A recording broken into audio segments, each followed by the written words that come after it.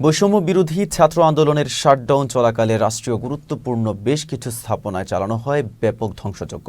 বিভৎস এই তাণ্ডবে মারাত্মক ক্ষতিগ্রস্ত হয়েছে রাজধানীর মহাখালীর সেতু ভবন। লুটপাট করা হয় কম্পিউটার, ল্যাপটপ, টিভি, এসি সহ গুরুত্বপূর্ণ বেশ কিছু সরঞ্জাম। দুর্বৃত্তের আগুনে পুড়ে যায় সেতু ভবনের ৫৫টি গাড়িও। বিস্তারিত আমিরুল ইসলামের প্রতিবেদনে।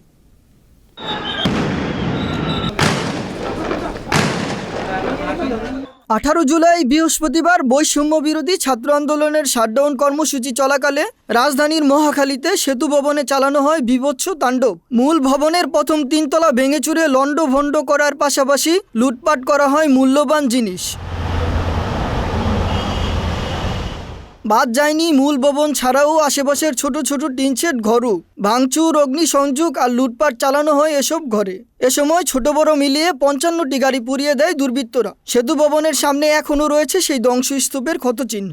গত বৃহস্পতিবার 18 তারিখে আমরা অফিস করছিলাম। এই অফিস চলাকালে আসলে দুষ্কৃতিকারীরা আমাদের অফিস ভাঙচুর করা শুরু করে এবং আমরা সেটা প্রতিরোধের চেষ্টা করি এবং প্রতিরোধ করার একপক্ষে তারা আমাদের এই গাড়িগুলিকে প্রথম ভেঙে ফেলে এবং গাড়িতে আগুন ধরিয়ে দেয়। ধ্বংসযজ্ঞের ক্ষতির পরিমাণ এখনও নিরূপণ করা যায়নি, তবে খুব দ্রুত ক্ষতির পরিমাণ নিরূপণ করা হবে বলে জানিয়েছে সেতু কর্তৃপক্ষ।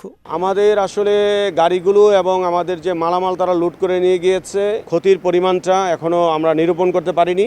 এটা নিরূপণ করার জন্য 7 সদস্য বিশিষ্ট একটি কমিটি গঠন করা হয়েছে। কমিটির কাজ চলমান রয়েছে। কমিটি গতকালও কাজ করেছে। কমিটির অ্যাসেসমেন্টটা হওয়ার পরে আমরা বলতে পারবো যে অ্যাকচুয়ালি এটা কি পরিমাণে আমাদের ক্ষয়ক্ষতি হয়েছে। Amirul Islam, channel S, Dhaka.